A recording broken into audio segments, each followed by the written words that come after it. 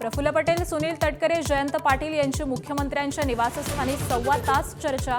दोन्ही राष्ट्रवादीचं विलीनीकरण आणि पवार गटाच्या एनडीएमध्ये सहभागी होण्याची चर्चा रंगली।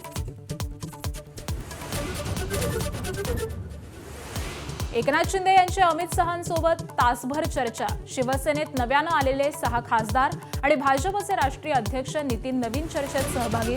मतदारसंघाच्या विकास कामावर भेटल्याचा शिंदेंचा खुलासा। नाशिकच्या 15 नगरसेवकांना उद्धव ठाकरेंनी बोलावलं मातोश्रीवर। शिंदे गटात जाण्याच्या अफवांना दोनदा प्रत्युत्तर दिल्यानंतर नगरसेवक मातोश्रीवर जाणार। शेतकऱ्यांना कर्जमाफी दिल्याबद्दल मुख्यमंत्र्यांचा आज मुंबईमध्ये सत्कार। कर्जमाफीची अंमलबजावणीही झाली नाही, पण भाजपला गौरवाची घाई। प्रदेशाध्यक्ष रवींद्र चव्हाण उपस्थित राहणार।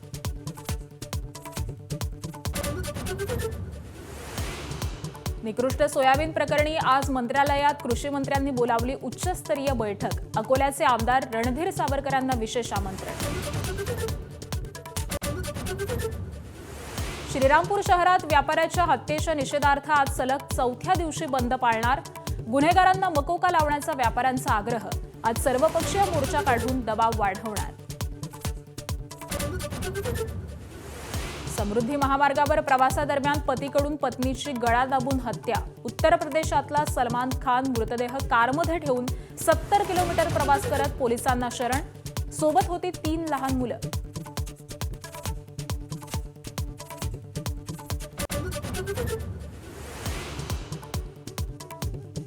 हॉर्मुझच्या सामुद्रधुनीत 20% शुल्क लावण्याचा विचार डोनाल्ड ट्रम्प यांच्याकडून रद्द। मात्र इराणच्या बंदरावर नाकेबंदी सुरू। पहिल्या वनडेमध्ये भारताचा 6 गडी राखून विजय। अक्षर पटेलच्या 4 विकेट्स आणि नाबाद 57 धावा। कॅप्टन शुभमन गिलनं 80 धावा ठोकल्या। रोहित विराट मात्र अपयशी।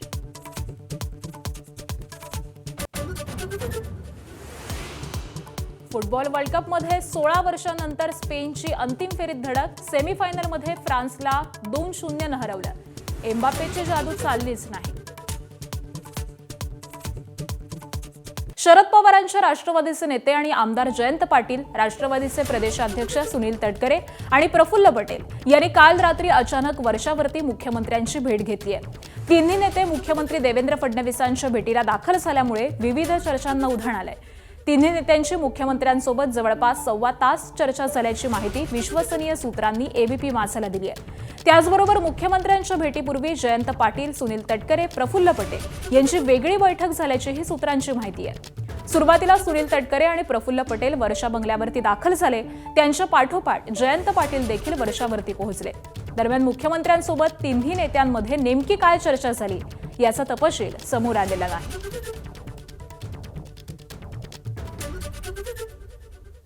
आणि दरम्यान या भेटीवरती जयंत पाटलांनी एबीपी माझाला स्पष्टीकरण दिलंय। तटकरे आणि प्रफुल्ल पटेलांसोबत बैठक झाली नाही। इस्लामपूर नगरपालिकेचा नगराध्यक्ष अपात्र ठरल्यामुळे मुख्यमंत्र्यांची भेट घेतल्याची माहिती जयंत पाटलांनी एबीपी माझाला दिली आहे। आणि याच सगळ्या संदर्भामध्ये आपण अधिकची माहिती जाणून घेऊयात। आमचे प्रतिनिधी निलेश बुधावले सध्या आपल्यासोबत आहेत। निलेश, गेल्या काही दिवसांपासून दोन्हीही राष्ट्रवादीमध्ये घडणाऱ्या घडामोडी असतील, ऑपरेशन्सच्या अनेक चर्चा असतील, यानंतर या तिन्ही नेत्यांचं वर्षावरती जाणं आणि याचं मेन म्हणजे टायमिंग एक असणं, या सगळ्या संदर्भामध्ये काय अधिकची माहिती मिळतेय? या बैठकीमध्ये काय चर्चा झालेली आहे आणि महत्त्वाचं म्हणजे जयंत पाटलांनी काय स्पष्टीकरण दिलंय? आकांक्षा, रात्री 10 वाजता प्रफुल्ल पटेल आणि सुनील तटकरे हे मुख्यमंत्री देवेंद्र फडणवीस यांना भेटायला वर्षा निवासस्थानी गेले होते आणि या ठिकाणी त्यांची बैठक सुरू असताना 10:30 वाजता जयंत पाटील देखील वर्षा बंगल्यावर पोहोचल्यामुळं हे तिन्ही नेते एकत्रित आहेत का अशा पद्धतीची जोरदार चर्चा जी आहे ती माध्यमांमध्ये सुरू झाली होती।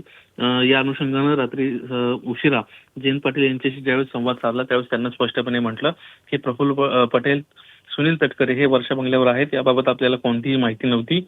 आपण मुख्यमंत्र्यांकडे आपल्या मतदारसंघातील इस्लामपूर नगरपालिकेच्या नगराध्यक्ष पदाच्या अनुषंगाने गेलो होतो। नुकतंच नगराध्यक्ष पद जे आहे ते कुठेतरी त्यांच्या पक्षाच्या उमेदवार जो आहे त्यांना अपात्र करण्यात आलेला आहे आणि त्यामुळेच आपल्यावर होणारा अन्याय जो आहे त्या अनुषंगाने आपण मुख्यमंत्र्यांची भेट घेतली होती। 10 मिनिटांची ही भेट होती आणि तत्काळ आपण 11:15 वाजता त्या ठिकाणाहून निघालो।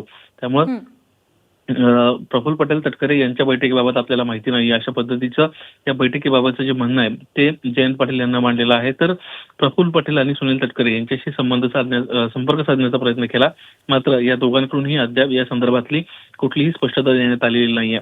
मागच्या काही दिवसांपासून राष्ट्रवादीच्या एकत्रीकरणाची चर्चा असताना दुसरीकडे शरद पवारांची राष्ट्रवादी एनडीए सोबत जाणार अशा देखील प्रचंड चर्चा झाल्या होत्या. आणि या अनुषंगानेच जर हे तीन नेते एकत्रित मुख्यमंत्र्यांना भेटले असतील तर नक्कीच ही बैठक जी आहे ही अतिशय महत्त्वाची असणार आहे. अगदी, त्यामुळे आगामी काळामध्ये नेमक्या काय घडामोडी घडतात याकडे लक्ष असेल. धन्यवाद निलेश या सविस्तर माहितीसाठी. राज्य सरकारनं शेतकऱ्यांसाठी कर्जमाफी केली, मात्र अंमलबजावणी आधीच मुख्यमंत्री देवेंद्र फडणवीस यांचा राज्यातील शेतकऱ्यांकडून जाहीर कृतज्ञता सोहळा आज यशवंतराव चव्हाण सेंटरमध्ये आयोजित करण्यात आलाय. या कृतज्ञता सोहळ्याचं आयोजन भाजपनं केल्याची माहिती मिळते. या कार्यक्रमाला भाजपचे प्रदेशाध्यक्ष रवींद्र चव्हाण देखील उपस्थित राहणार आहेत. शेतकरी कर्जमाफी योजना लागू होण्याआधीच भाजपकडून सत्कार सोहळा आयोजित करण्यात आलेला आहे आणि दरम्यान राज्यातील आयकर भरणा करणाऱ्या शेतकऱ्यांचा डेटा केंद्राकडून मागवण्यात आलेला आहे. तो अद्याप मिळालेला नसल्यामुळे कर्जमाफी संदर्भात अंमलबजावणी तरी कधी असा सवाल उपस्थित केला जातोय. राज्यातील बोगस सोयाबीन बियाणांसंदर्भामध्ये अखेर सरकारला जाग आली आहे. निकृष्ट सोयाबीन बियाणं प्रकरणी आज मंत्रालयामध्ये महत्त्वपूर्ण बैठक पार पडणार आहे. कृषी मंत्री दत्तात्रय भरणे उच्चस्तरीय बैठक घेणार आहेत. अकोला जिल्ह्यासह विदर्भ आणि मराठवाड्यामधील अनेक जिल्ह्यांमध्ये बोगस आणि निकृष्ट सोयाबीन बियाणं वितरणामुळे शेतकऱ्यांचं मोठं नुकसान झालंय. त्यामुळे आज या मुद्द्यावरती चर्चा करण्यात येणार आहे. या बैठकीसाठी अकोल्याचे आमदार रणधीर सावरकर यांना विशेष आमंत्रण देण्यात आलंय. या बैठकीमध्ये बियाणं तपासणीच्या कार्यपद्धतीमध्ये बदलांसंदर्भात नवीन एसओपी तयार करण्यासंदर्भामध्ये विचारविनिमय होणार आहे. दरम्यान राज्यातील अनेक शेतकऱ्यांची सोयाबीन बियाणांमुळे फसवणूक झाली, उगवण झाली नाही अशा अनेक तक्रारी प्राप्त झाल्याची माहिती कृषी मंत्री दत्तात्रय भरणेंनी दिली आहे. या संदर्भामध्ये दोषी कंपन्यांवरती कारवाई केली जाईल असं आश्वासन देखील दत्तात्रय भरणेंनी दिलं. सोयाबीन फसवणुकीच्या बाबतीमध्ये साधारणतः 10 जिल्ह्यामध्ये जास्त तक्रार आलेले आहेत. 5638 नमुने तपासणीसाठी घेण्यात आले होते आणि त्यापैकी जवळजवळ 581 नमुने हे प्रमाणित आलेले आहेत आणि बियाणे प्रमाणित आढळून आलेल्या कंपन्यांवर कृषी विभागातर्फे 181 प्रकरणी न्यायालयामध्ये कोर्ट केसेस दाखल करण्यात येत आहेत. जी अशी बियाणे कंपन्या ज्यांनी शेतकऱ्याची फसवणूक केलेली आहे त्यांच्यावर निश्चित प्रकारे कडकात कडक कायदेशीर कारवाई केली जाईल. धाराशिवमधील दूध भेसळ प्रकरणामध्ये मोठी अपडेट समोर आली आहे. अवघ्या 150 स्क्वेअर फुटाच्या छोट्याशा दुकानातून कोट्यवधी रुपयांचा व्हे पावडरचा गोरखधंदा सुरू होता. पोलीस तपासातील कागदपत्रांनुसार फरार मुख्य आरोपी बाळासाहेब गोडगे याच्या भूम शहरातील आरसोली रोडवरच्या मधुबन ट्रेडिंग कंपनी या छोट्याशा दुकानातून 2 वर्षांमध्ये 4,63,00,000 रुपयांहून अधिक किमतीच्या व्हे पावडरची विक्री झाल्याची नोंद आहे. विशेष म्हणजे सूत्रांच्या माहितीनुसार गोडगेच्या जवळच्या व्यक्तीकडून मिळालेल्या टीपनंतर या संपूर्ण प्रकरणाचा धागा तपास यंत्रणांच्या हाती लागल्याची चर्चा आहे. एवढ्या छोट्याशा जागेतून कोट्यवधी रुपयांचा व्यवहार नेमका कसा चालत होता, या साखळीमध्ये आणखी कोणाचा सहभाग होता का, याचा शोध आता तपास यंत्रणा घेत आहे. गेल्या 3 वर्षापासून दुधामध्ये पावडर भेसळीचा जो गोरखधंदा आहे तो सुरू होता आणि आता पोलीस तपासात तो उघड आला. अन्न आणि औषध प्रशासनानं ज्यावेळेस पहिली धाड टाकली त्यावेळेस या मधुबन ट्रेडिंग कंपनीला सील करण्यात आलेलं आहे. याच कंपनीमधनं जी पावडर आहे ती वितरित केली जात होती. पोलीस तपासात या प्रकरणाची धक्कादायक आकडेवारी समोर आलेली आहे. तब्बल 4,63,00,000 अधिक किमतीची पावडर या कंपनीतून विक्री झाल्याचं समोर आलेलं आहे. 3 वर्षात 2,000हून अधिक दूध संकलकांना ही पावडर विकल्याची माहिती आहे. खरं तर बेकरी उत्पादनासाठी ही पावडर वापरली जाते, मात्र दुधामध्ये या पावडर वापरायला परवानगी नसताना सुद्धा नियमबाह्य पद्धतीनं दूध संकलकांना ही पावडर वाटप केलं आहे. बाळासाहेब गोडगे यांची ही मधुबन ट्रेडिंग कंपनी आहे की जी अन्न आणि औषध प्रशासन विभागाच्या कारवाईनंतर सील करण्यात आलेली आहे. या प्रकरणात 7 आरोपी आहेत ते अजूनही फरार आहे. अकलूजच्या हेमंत कॉर्पोरेशन येथून ही पावडरची खरेदी झालेली होती. गेल्या 3 वर्षामध्ये या पावडरचा मोठ्या प्रमाणात खरेदी झालेली आहे आणि भूम परिसरामध्ये अनेक दूध संकलकांना ही पावडर विकल्याची माहिती आहे ती समोर आलेली आहे. आता या प्रकरणाच्या तपासासाठी पोलीस 3 पथकं तयार करण्यात आलेली, तपास सुरू आहे. मात्र हे आरोपी अजूनही मोकाट आहे. त्यांच्यावर काय कारवाई होते आणि ह्या दूध भेसळीची व्याप्ती कुठपर्यंत आहे हे पाहणं महत्त्वाचं आहे. अप्पासाहेब शेळके, एबीपी माझा, धाराशिव, भूम. धाराशिवच्या भूम इथल्या दूध भेसळ प्रकरणाच्या तपासात आता पश्चिम महाराष्ट्र कनेक्शन समोर आलंय. फरार मुख्य आरोपी बाळासाहेब गुडगे यांना सोलापूर जिल्ह्यातील अकलूज इथल्या हेमंत कॉर्पोरेशनकडून मोठ्या प्रमाणात दूध पावडरची खरेदी केल्याची माहिती समोर आली आहे. मागील 2 वर्षांमध्ये 7 कोटी रुपयांहून अधिक किमतीची दूध पावडर या हेमंत कॉर्पोरेशनकडून खरेदी करण्यात आली. विशेष म्हणजे पहिल्या वर्षाच्या तुलनेत दुसऱ्या वर्षी व्हे पावडर खरेदीमध्ये लक्षणीय वाढ झाली आहे. या वाढीमागे नेमकं व्यावसायिक कारण होतं की इतर काही याचा तपास सुरू आहे. या व्यवहारामधून हेमंत कॉर्पोरेशनची भूमिका काय होती, पुरवठा कोणत्या अटींवरती करण्यात आला आणि पुढे ही व्हे पावडर नेमकी कुठे वापरली गेली, या सगळ्याच बाबींचा तपास पोलीस करतात. भूम दूध भेसळ प्रकरणामध्ये समोर आलेल्या या पश्चिम महाराष्ट्र कनेक्शनमुळे तपासाची व्याप्ती आणखी वाढण्याची शक्यता व्यक्त केली जाते. 2025-26 मध्ये 4 कोटी 69 लाखाचं त्यांनी खरेदी केलेली आहे पावडर. ते पावडर त्यांनी एक्झॅक्ट कुठं वापरलेलं, कशासाठी वापरलेले आहे ते आपल्याला आणखी 100% निष्पन्न झालेलं नाही. फक्त त्यांनी विकलेले आहे पुढे पावडर त्यांनी ते खरेदी करून. या प्रकरणामध्ये 7 आरोपी आहेत. अद्याप सर्व आरोपी फरार आहेत. तर तपासाच्या अनुषंगाने आपण कशा पद्धतीने तो तपास चालू, आरोपी का सापडत नाहीये? आरोपी आता आपण शोधतोय. आरोपी त्यांच्या घरी जाऊन पण त्यांची इन्फॉर्मेशन आपल्याला मिळालेली आहे. त्या ठिकाणी आपली टीम जाऊन त्या ठिकाणी शोधतोय, पण अद्याप मिळालेली नाही. समृद्धी महामार्गावर अपघाताच्या घटना आपण पाहिल्या, पण आता याच महामार्गावरती हत्येचा थरार घडलाय. उत्तर प्रदेशच्या नोएडा भागामध्ये राहणाऱ्या सलमान खान नेक खान नावाच्या व्यक्तीनं त्याची पत्नी हसीना बानू हिची हत्या केली आहे. समृद्धी महामार्गावरील प्रवासादरम्यान डोक्यात वार करत आणि गळा दाबून तिची हत्या करण्यात आली आहे. उत्तर प्रदेशमधून बेलेनो गाडीनं पत्नी आणि 3 चिमुकल्यांसह आरोपी पतीनं प्रवास सुरू केला. मात्र रस्त्यामध्येच पती पत्नीमध्ये चारित्र्याच्या संशयावरून वाद सुरू झाला आणि त्यानंतर संतापलेल्या पतीनं पत्नीची हत्या केली आहे. दरम्यान हत्येनंतर 70 किलोमीटरचा प्रवास करत आरोपी पतीनं कारंजा पोलीस ठाणे गाठलं आणि गुन्ह्याची कबुली दिली. या प्रकरणी पोलीस अधिकचा तपास करतात. प्राथमिक चौकशीमध्ये असं लक्षात आलं की ते नागपूरहून निघाले होते. गाडीमध्ये सलमान, त्याची पत्नी व 3 लहान मुलं असे 5 जण प्रवास करत असताना गाडीमध्ये झालेल्या काही किरकोळ वादाचं रूपांतर मोठ्या वादात होऊन यातील सलमान याने पत्नीच्या डोक्यात कोणत्या तरी कठीण वस्तूने प्रहार करून व नंतर गळा ओढून तिचा खून केल्याचं निष्पन्न होत आहे. या घटनेनंतर तो स्वतः गाडीसह पोलीस स्टेशनला येऊन त्याने या घटनेची माहिती पोलिसांना दिली आहे. कारंजा शहर पोलीस ठाण्याचे प्रभारी अधिकारी आणि त्यांचं पथक या गोष्टींचा पुढील तपास करत आहेत. देशाला हादरवून टाकणाऱ्या श्रद्धा वालकर हत्याकांडाला 4 वर्ष उलटली तरी न्यायाची प्रतीक्षा कायम आहे. Live in partner Aftab Poonawala याच्यावरती श्रद्धाची हत्या करून मृतदेहाचे तुकडे केल्याचा आरोप आहे. मात्र खटल्याची सुनावणी अत्यंत संथ गतीने सुरू आहे. आरोपीला विविध कारणांसाठी खटल्याचा गैरहजर राहण्याची परवानगी मिळते. तर कधी MA परीक्षेला उपस्थित राहण्यासाठी, कधी दातांच्या उपचारांसाठी, कधी मानसोपचार तज्ज्ञांच्या सल्ल्यासाठी देखील सवलती मिळाल्या. या कारणांमुळे खटला वारंवार लांबत असल्याचा आरोप श्रद्धाच्या कुटुंबियांनी केलाय. श्रद्धाचे वडील न्यायाची वाट पाहतच निधन पावले, तर तिच्या आजीचं देखील खटला सुरू असतानाच निधन झालंय. पुरावा म्हणून जतन केलेले अवशेष अद्याप कुटुंबाच्या ताब्यात न दिल्यामुळे श्रद्धावरती अंत्यसंस्कार देखील होऊ शकलेले नाहीयेत.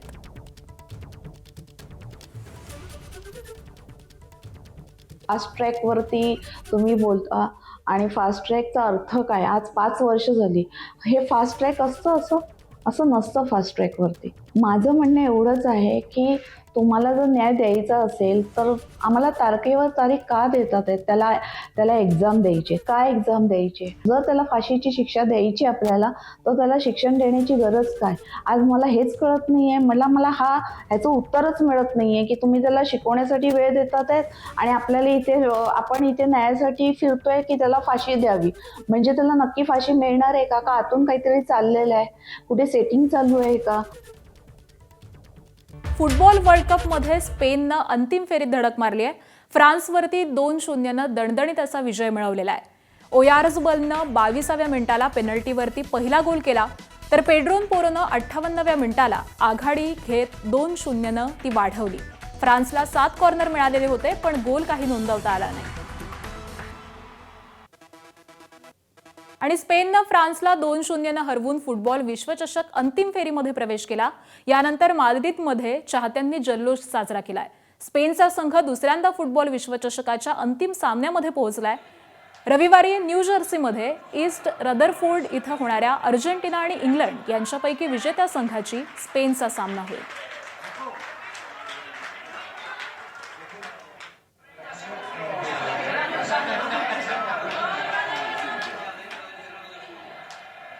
आणि बातमी आहे क्रिकेट संदर्भातली. भारतानं इंग्लंड विरुद्धची पहिली वन डे 6 गडी राखून जिंकलेली आहे. 259 धावांचं आव्हान 28 चेंडू शिल्लक ठेवत पार करण्यात आलंय. अक्षर पटेलचा अष्टपैलू खेळ सध्या या मॅचमधून दिसून आलाय.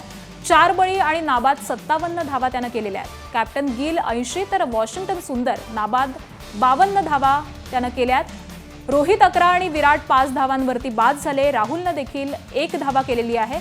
तर 3 सामन्यांच्या मालिकेमध्ये भारत 1-0 आघाडीवरती असल्याचं दिसतंय.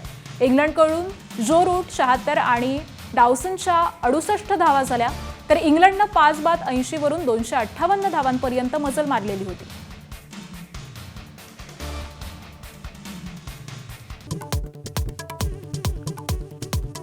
प्रफुल्ल पटेल, सुनील तटकरे, जयंत पाटील यांची मुख्यमंत्र्यांच्या निवासस्थानी 1.25 तास चर्चा. दोन्ही राष्ट्रवादीचं विलिनीकरण आणि पवार गटाच्या एनडीएमध्ये सहभागी होण्याची चर्चा रंगली. एकनाथ शिंदे यांची अमित शहांसोबत तासभर चर्चा. शिवसेनेत नव्यानं आलेले 6 खासदार आणि भाजपचे राष्ट्रीय अध्यक्ष नितीन नवीन चर्चेत सहभागी. मतदारसंघाच्या विकास कामावर भेटल्याचा शिंदेंचा खुलासा.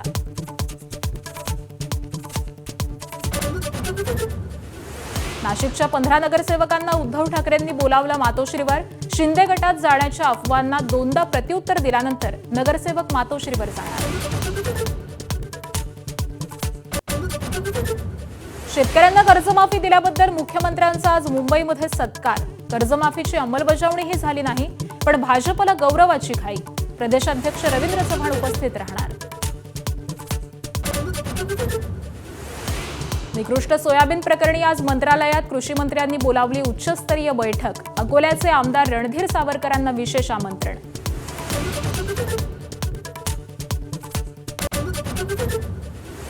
श्रीरामपूर शहरात व्यापाऱ्याच्या हत्येच्या निषेधार्थ आज सलग 4थ्या दिवशी बंद पाळणार. गुन्हेगारांना मकोका लावण्याचा व्यापाऱ्यांचा आग्रह. आज सर्वपक्षीय मोर्चा काढून दबाव वाढवणार. समृद्धी महामार्गावर प्रवासादरम्यान पतीकडून पत्नीची गळा दाबून हत्या. उत्तर प्रदेशातला सलमान खान मृतदेह कारमध्ये ठेवून 70 किलोमीटर प्रवास करत पोलिसांना शरण. सोबत होते 3 लहान मुलं. हॉर्मुझच्या समुद्रधुनीत 20% शुल्क लावण्याचा विचार डोनाल्ड ट्रम्प यांच्याकडून रद्द. मात्र इराणच्या बंदरावर नाकेबंदी सुरू. पहिल्या वनडेमध्ये भारताचा 6 गडी राखून विजय. अक्षर पटेलच्या 4 विकेट्स आणि नाबाद 57 धावा. कॅप्टन शुभमन गिलनं ठोकल्या 80 धावा. रोहित विराट मात्र अपयशी. फुटबॉल वर्ल्ड कपमध्ये 16 वर्षांनंतर स्पेनची अंतिम फेरीत धडक. सेमीफायनलमध्ये फ्रान्सला 2-0 हरवलं. एम्बाप्पेची जादू चाललीच नाही. उपमुख्यमंत्री एकनाथ शिंदे दिल्ली दौऱ्यावरती आहेत. एकनाथ शिंदे काल थेट अमित शहा यांच्या निवासस्थानी दाखल झाले. एकनाथ शिंदे आणि श्रीकांत शिंदे यांच्यासह नव्यानं ठाकरेंकडून शिंदेंकडे आलेले 6 खासदार देखील त्यांच्यासोबत होते. त्यांच्या पाठोपाठ भाजप राष्ट्रीय अध्यक्ष नितीन नवीन देखील अमित शहा यांच्या निवासस्थानी दाखल झाले. एकनाथ शिंदे, श्रीकांत शिंदे आणि शिंदेंच्या शिवसेनेत प्रवेश केलेल्या खासदारांची केंद्रीय गृहमंत्री अमित शहा यांच्यासोबत 1 तास चर्चा झाली आहे. बैठकीमध्ये सर्व खासदारांचा परिचय करण्यात आला. त्याचबरोबर सर्व खासदारांच्या मतदारसंघातील कामांवरती देखील चर्चा झाली. ऑपरेशन टायगर यशस्वी झाल्यानंतर शिंदे पहिल्यांदाच दिल्ली दौऱ्यावरती आहेत.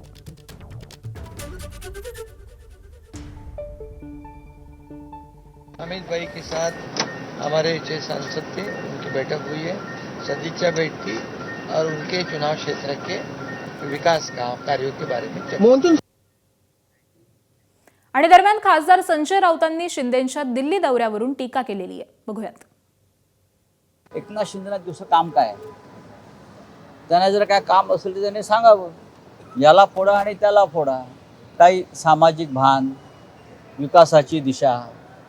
हां, राम मंदिराच्या लुटीवर बोलावं. कोणाला भेटायला गेलेत? प्रधानमंत्र्यांना भेटायला गेलेत ना. तो अमित शहा ना.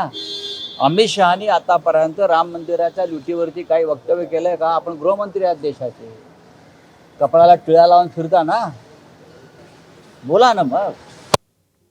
नागपुरातील रामनगर राम मंदिरामध्येच रामरक्षा पठण करू असं खासदार संजय राऊतांनी म्हटलंय.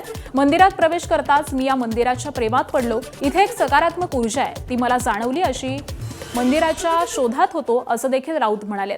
तर मंदिरामध्ये रामरक्षा पठण करत्यास कोणतीही हरकत नाही, मात्र राजकारणाचे जोडे बाहेर काढून मंदिरामध्ये रामरक्षा पठण करा, अशी प्रतिक्रिया मंदिर समिती अध्यक्ष रवी वाघमारे यांनी दिली. इथे आल्याबरोबर या मंदिराच्या प्रेमात मी पडलो. म्हणजे इथे जी सकारात्मक ऊर्जा आहे या मंदिरात आल्यावर ती मला जाणवते. आणि अशाच एका जागेच्या शोधामध्ये नागपुरामध्ये आम्ही होतो. ते इथे आल्यावरती आम्हाला असं वाटलं की उद्धवजींनी, जे शिवसेना पक्षप्रमुखांनी इथे येऊनच त्यांच्या मनातल्या संकल्पना ज्या आहेत त्या पूर्ण केल्या पाहिजेत. आणि बहुतेक आम्ही हीच जागा कार्यक्रमासाठी निवडतो आहोत. मी त्यांना सांगितलं की अगदी स्पष्ट की तुम्ही तुमचे राजकारणाचे जोडे बाहेर काढून पवित्र मनाने देवळात या.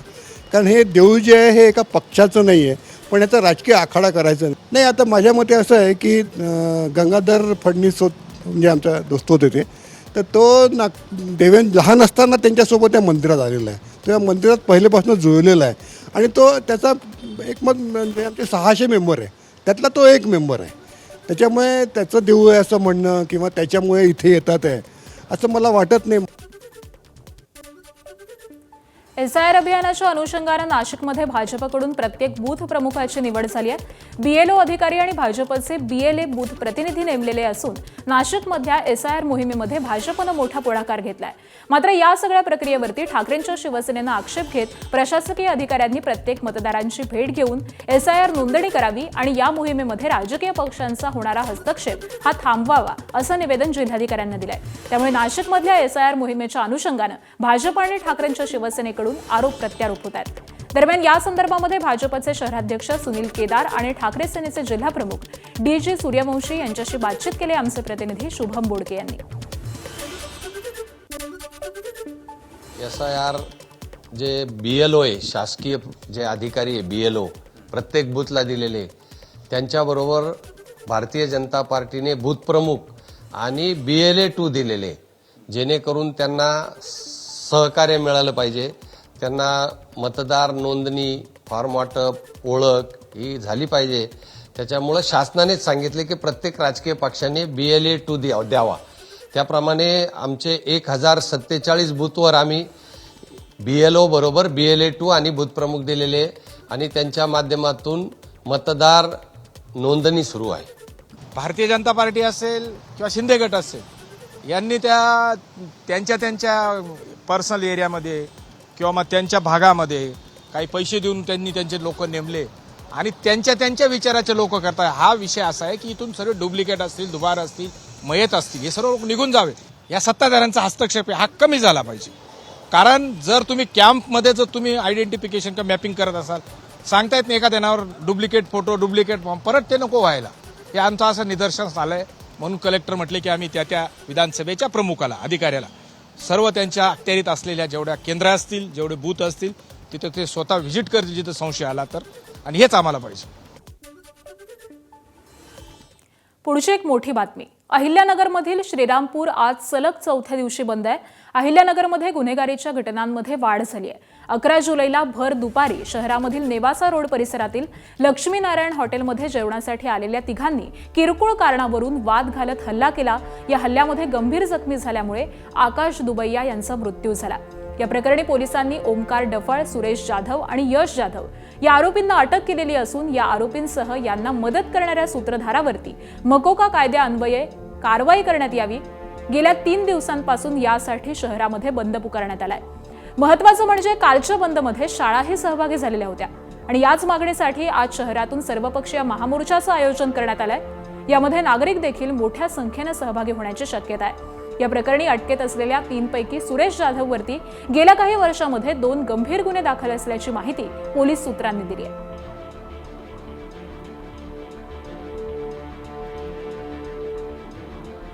आणि आज सगळ्या संदर्भामध्ये आपण अधिकचे अपडेट्स जाणून घेऊयात. आमचे प्रतिनिधी नितीन ओझा सध्या आपल्यासोबत आहेत. नितीन, आपण पाहतोय की श्रीरामपूर गेल्या 3 दिवसांपासून बंद आहे. मोठ्या प्रमाणात नागरिक संतप्त झाल्याचं दिसतंय. प्रशासनाकडून नेमकी काय आता कारवाई करण्यात येते? या नागरिकांना थांबवण्यासाठी नेमक्या काय उपाययोजना सुरू आहेत? आकांक्षा, निश्चितच जर पाहिलं तर गेल्या वर्षभरापासून श्रीरामपूरमध्ये छोट्या मोठ्या घटना घडत होत्या. मागील 15 दिवसात तर 4 प्राणघातक हल्ल्याच्या घटना घडल्या आणि 11 जुलैला जी भर दुपारी घटना घडली त्यात एका हॉटेल व्यावसायिक जो आकाश दुबई आहे याची हत्या झाली. आणि या हत्येनंतर मात्र श्रीरामपूर शहरात मोठे पडसाद उमटले. गेल्या 3 दिवसांपासून शहर बंद आहे. आज बंदचा 4था दिवस असून आज महामोर्चा देखील काढण्यात येणार आहे. दरम्यान या सगळ्या प्रकरणी 3 आरोपींना अटक केली आहे. त्यांना मकोका लावावा आणि यांचा जो सूत्रधार आहे या आरोपींचा त्याच्या शोध घेऊन त्याच्यावर देखील मकोका लावण्याची मागणी जोर धरते. ही मागणी जोर धरत असतानाच परवा रात्रीच्या सुमारास पोलिसांनी देखील कोम्बिंग ऑपरेशन राबवत एका फ्लॅटवर धाड टाकली होती, छापा टाकला. त्या छाप्यामध्ये कुणी आढळलं नसलं तरी त्या ठिकाणाहून पिस्तूल असेल आणि जिवंत काडतुसं जप्त करण्यात आली. एकीकडे पोलीस देखील कारवाई करतायत. आता मकोका लावण्यासंदर्भात ज्या काही प्रस्ताव जो गृह मंत्रालयाला पाठवावा लागतो त्या दृष्टीने देखील आता पोलीस कारवाई करतात. त्यामुळे आजच्या मोर्चानंतर पोलीस प्रशासन या मोर्चेकऱ्यांना काय आश्वासन देतं त्यावर सगळे पुढची भूमिका स्पष्ट होईल. आकांक्षा. नक्कीच, धन्यवाद नितीन या सविस्तर माहितीसाठी. आणि श्रीरामपूर शहरात 11 जुलैला भर दुपारी किरकोळ कारणावरून आकाश दुबैया ह्या हॉटेल व्यावसायिकाची निर्घृण हत्या करण्यात आली. वाढत्या गुन्हेगारीमध्ये बेक टोळीचा हात असल्याचा आरोप श्रीरामपूरचे आमदार हेमंत उगले यांनी केल्यानंतर आता हिंदुत्ववादी नेते सागर बेग यांनी पत्रकार परिषद घेत याला प्रत्युत्तर दिलंय. बेक टोळीवरती आरोप करण्यापेक्षा आमदारानं बेक टोळीच्या सदस्यांची नावं सांगून त्यांचा संबंध या हत्याकांडामध्ये कुठे आला हे जाहीर करण्याची मागणी त्यांनी केली आहे. टोळीच्या अंडर हे सगळं चाललेलं आहे आणि ह्या टोळीने इथं हौदा घातलेला आहे सगळा. आणि हा इथंच नाही, ह्या प्रत्येक माणसाला श्रीरामपूर मधल्या प्रत्येक व्यापारी असेल, प्रत्येक डॉक्टर असेल, प्रत्येक दुकान असेल, कुठे ना कुठे त्यांनी त्रास दिलेला आहे. त्यामुळे ह्या टोळीचा जो काही प्रमुख आका आहे तो इथं असेल किंवा बाहेर पण आहे अजून त्याच्या आका, ह्या सगळ्यांवरती मोका लागला पाहिजेत. आणि कालचा जो प्रकार झालेला आहे तो शेवटपर्यंत याचा आम्ही पाठपुरावा करणार आहोत आणि यांच्यावरती मोका लावून यांना तडीपार करा आणि यांना फाशीची शिक्षा द्या अशी आमची सगळ्या श्रीरामपूरकरांची मागणी आहे. ह्या माणसाला हे सगळा अभ्यास आहे. आमदार आहे ना, तू सांग ना सगळ्यांची नावं. एकच बेक टोळी. अरे बेक टोळीचे सदस्य सांग, कोण याच्याशी निगडीत आहे, त्यांचे कॉल आहे का, कुठंतरी भेटले का, कुठंतरी प्लॅन झाला का? असे लोक असतील तर आम्हाला आरोपी करा ना. आणि दरम्यान या प्रकरणावरती मृत आकाश दुबैया यांचे वडील चंद्रशेखर दुबई यांनी काय प्रतिक्रिया दिली आहे बघूया. उनको सिर्फ है ना ये शहर में उनको दहशत लाने की है, लोगों से हफ्ता वसूल करने का है, पैसा निकालने का है बस. ये कुछ हिंदू नहीं, मुस्लिम नहीं, कुछ नहीं, ये सब नाटक है. हिंदू को ही मार के हिंदू से पैसा वसूला रहे हैं ये लोग. ये कौन सा तरीका है कि किसी को मार देंगे तो दिन दहाड़े मार रहे हैं? क्या कर रहे प्रशासन? अगर नहीं है पुलिस लोगों के अंदर दम, प्रशासन में दम नहीं, दो हमारे पास वेपन्स दो, हथियार हमारे पास दो, हम इनकाउंटर करेंगे. मेरे ऊपर गुनाह दाखिल करो, तुम मेरे को फांसी दो, मैं जाने के लिए तैयार है. लेकिन आज मुझ पे जो बीती, मेरा बच्चा गया, किसी का बच्चा नहीं जाना चाहिए. आणि या प्रकरणात मकोका लावण्याची मागणी होतीये, तर मकोका नेमका कधी लागतो ते जाणून घेऊयात. मकोका हा संघटित गुन्हेगारी विरुद्धचा कायदा आहे. 1999 पासून महाराष्ट्रात हा कायदा लागू करण्यात आला. एका गुन्हेगारावर नव्हे तर संघटित गुन्हे टोळी विरुद्ध हा कायदा लागतो. आरोपी विरुद्ध 10 वर्षात किमान 2 गुन्ह्यांची नोंद, आरोपपत्र दाखल होणं आवश्यक आहे. स्थानिक पोलीस मकोकासाठी प्रस्ताव गृह मंत्रालयाकडे पाठवतात. गृह विभागाच्या मान्यतेनंतरच मकोका अंतर्गत कारवाई होते.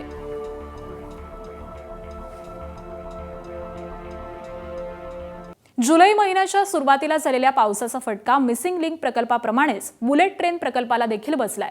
दिवा भिवंडी दरम्यान बांधण्यात आलेला कच्चा लोखंडी पूल वाहून गेलाय. उल्हास नदीच्या विस्तीर्ण पात्रावरती हा पूल उभारला होता.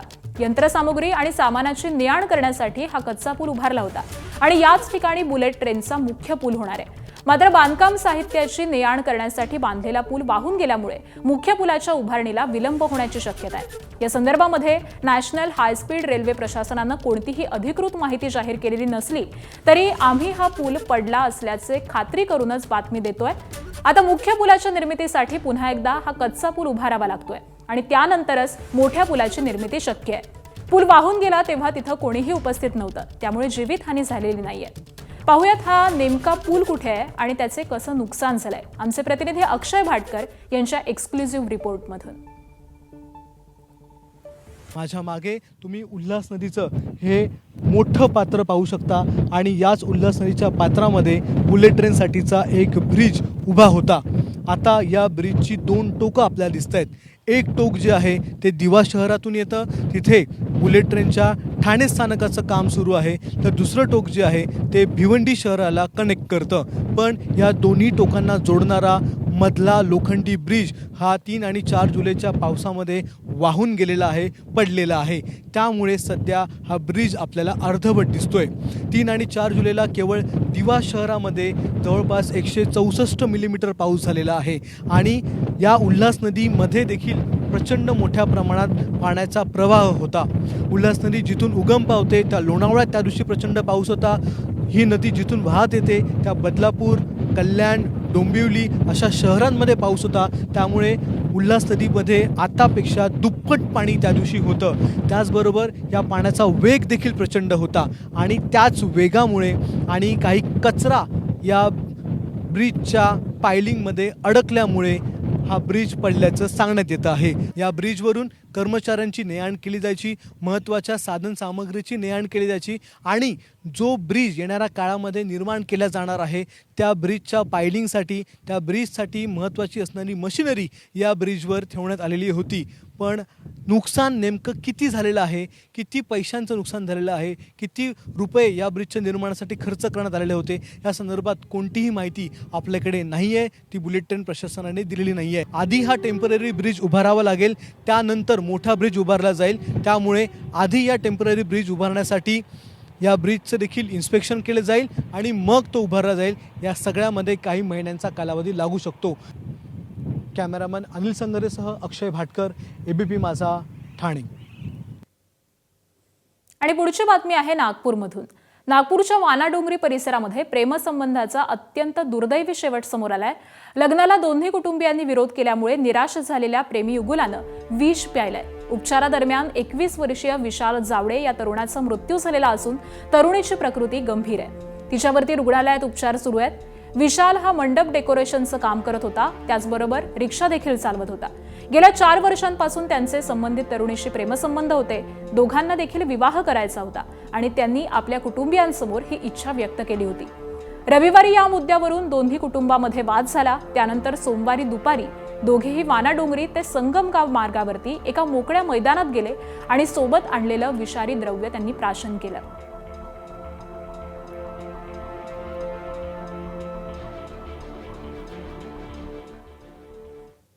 मीरा रोड इथल्या हरे रामा हरे कृष्णा मंदिराजवळ असलेल्या NL डालमिया शाळेच्या इमारतीच्या टॉप फ्लोअरला आज सकाळी साधारण 7च्या सुमारास अचानक आग लागली आहे. आग लागल्याची माहिती मिळताच मीरा भाईंदर महानगरपालिकेच्या अग्निशमन दलाच्या गाड्या तातडीनं घटनास्थळी दाखल झाल्या. आगीवरती नियंत्रण मिळालेलं असून सध्या कुलिंगचं काम सुरू आहे. प्राथमिक माहितीनुसार शॉर्ट सर्किट झाल्यामुळे आग लागल्याचा संशय व्यक्त केला जातोय, पण आगीचं नेमकं कारण हे अद्यापही स्पष्ट झालेलं नाहीये. सुदैवानं शाळा सुरू होण्यापूर्वीच ही घटना घडल्यामुळे कोणतीही जीवितहानी अथवा दुखापत झाल्याची अधिकृत माहिती समोर आलेली नाही.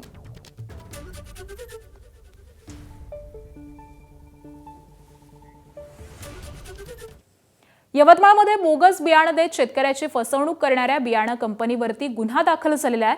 बाबुळगाव पोलीस ठाण्यामध्ये बूस्टर प्लॅन जेनेटिक्स कंपनीवरती हा गुन्हा नोंद झालाय. बनावट आणि निकृष्ट दर्जाचं सोयाबीन बियाणं विक्री प्रकरणी बाबुळगाव पोलिसात कंपनीवरती हा गुन्हा दाखल झालाय. जिल्हाधिकाऱ्यांच्या आदेशानंतर बाबुळगाव तालुका कृषी अधिकारी दत्तात्रय तमलवाड यांच्या तक्रारीवरून या गुन्ह्याची नोंद करण्यात आली आहे. बाबुळगाव पोलिसांमध्ये कलम BSN 2023च्या कलम 318(4) फसवणूक करणं आणि अत्यावश्यक वस्तू अधिनियम, 1955 कलम 3 बीज अधिनियम या अंतर्गत या गुन्ह्याची काल रात्री उशिरा नोंद करण्यात आलेली आहे. त्यामुळे अनेक शेतकऱ्यांचं बियाणं उगवलं नसल्याच्या तक्रारी या वारंवार दिसून येत आहेत.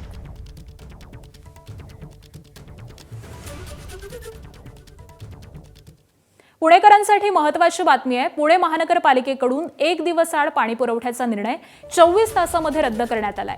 पाणी कपात सध्या पुढे ढकलण्यात आलेली आहे. एल निनोच्या घोषणेनंतर 15 जूनपासून पुण्यामध्ये 1 दिवसाआड पाणी पुरवठा केला जात होता. काहीच दिवसांपूर्वी धरणात पुरेसा साठा असल्याचं सांगत पाणी कपात मागे घेतली. मग सोमवारी पुन्हा पाणी कपात करण्याची घोषणा केली. आता 24 तासांच्या आत निर्णय बदलण्यात आलाय.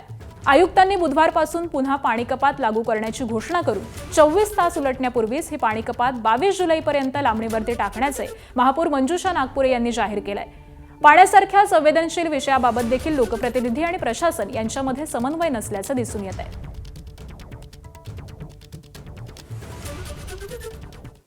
नागपुरातील प्रतापनगर चौकावरील काल नाकेबंदी दरम्यान एक अपघात झालाय. बाईकवरून आलेला एक तरुण पोलिसांपासून पळण्याचा प्रयत्न करत होता. नाकाबंदी दरम्यान पोलिसांनी त्याचं वाहन अडवायचा प्रयत्न केला, मात्र तो चुकवून पळू लागला आणि अखेर पोलिसांनी त्याला खाक्या दाखवत काठ्यांचा प्रसाद दिला. त्यानंतर तो उलट दिशेनं वाहन पळवू लागला आणि दुसऱ्या कारवरती जाऊन धडकला.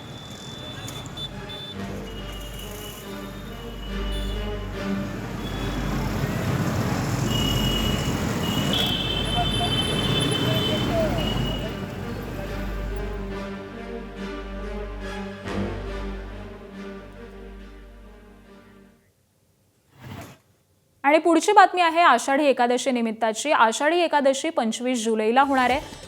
यात्रा कालावधीमध्ये 15 ते 29 जुलै दरम्यान 18 ते 20 लाख भाविक येण्याची शक्यता आहे आणि त्यामुळे भाविकांच्या सोयीसाठी 16 जुलैपासून विठ्ठल रुक्मिणीचं दर्शन 24 तास सुरू करण्यात येणार आहे. मंदिर समितीचे सहअध्यक्ष गहिनीनाथ महाराज औसेकर यांनी ही माहिती दिली आहे. पंढरपूरला येणारा वारकरी हा पहिल्यांदा चंद्रभागेत स्नान करतो आणि मगच देवाच्या दर्शनाला जातो. प्रशासनाकडून यात्रेपूर्वी चंद्रभागा सफाईसाठी विशेष मोहीम राबवली जाते. आता प्रशासनाच्या मदतीला स्वेरी इंजिनिअरिंग कॉलेजचे विद्यार्थी मदतीला धावलेत. वास्तविक चंद्रभागा पात्रामध्ये खूप मोठ्या प्रमाणात घाण असून वारकऱ्यांकडून जुने कपडे आणि इतर घाण पात्रामध्ये टाकली जाते. प्रशासनाकडून देखील अजून जास्तीचे कचराकुंडी लावणं आवश्यक असल्याची अपेक्षा सफाईला आलेल्या मुलांनी सांगितलेली आहे. पवित्र चंद्रभागा आणि वाळवंटाला देखील आपलं घर समजावं आणि त्याचबरोबर स्वच्छता ठेवावी असं आवाहन या विद्यार्थ्यांकडून केलं जात आहे. चंद्रभागेच्या सफाईसाठी प्रशासनाने भरपूर व्यवस्था केलेली आहे. याशिवाय पालकमंत्र्यांनी रोज 50 कर्मचारी वाळवंटाच्या सफाईसाठी ठेवलेले आहेत. मात्र ह्यांच्या मदतीला आता पंढरपूरच्या स्वेरी कॉलेजची इंजिनिअरिंग कॉलेजची मुलं उतरलेली आहेत. मुलं मुली आज सकाळपासून मोठ्या प्रमाणात इथं येऊन हे साफसफाईची कामं करतायत. आपण त्यांच्याशी संवाद साधू. मला सांगा, कधीपासून सुरू केले काम? सकाळपासून. किती घाण निघाली बघा, तिथं 2 भरले, तिकडे अजून खूप भरले तशा पिशव्या. प्रशासनाचं चूक नाही हो, लोकांची चूक आहे ती. म्हणजे आंघोळ करून परत इथंच सगळं कापडे फेकून, सगळे कापड आहेत बघा, तुम्ही तिथं दाखवा त्यांना, कापडच आहेत. मला सांग, हे जी आता किती जण आलाय तुम्ही? टीम किती जणांची आहे? 150 पर्यंत असेल. 150 पर्यंत. किती कुठल्या वर्षाचे तुम्ही? First year, second year, third year. बरं, सगळे इंजिनिअरिंगचे? हो, सगळे इंजिनियर. त्यांना कळायला पाहिजे हो, त्यांनी असा कचरा नाही करायला पाहिजे. तर तुम्ही बघू शकता किती कचरा भरलाय. सेवा करायचीच आहे म्हणून सेवा तर महत्वाची आहे. सगळं स्वच्छ झालं पाहिजे, येणाऱ्यांना इथं चांगलं वाटलं पाहिजे. तर आपण कचरा व्यवस्थित त्याची विल्हेवाट लावली पाहिजे. जिथं कचरा कुंडी आहे तिथंच कचरा टाकला पाहिजे आणि काळजी घेतली पाहिजे की आपलं पंढरपूर परिसर खराब होणार नाही. मला सांग, इथं कचरा कुंडीत कचरा टाकला पाहिजे म्हणजे किती कचरा कुंड्या दिसते तिथं? आहेत का कचरा कुंड्या? कचरा कुंड्या आहेत पण थोड्याच प्रमाणात आहेत. जरा कचरा कुंड्यांची संख्या इथं वाढवायला पाहिजे. कॅमेरामॅन अजित देशपांडे सह सुनील दिवाणी, ABP.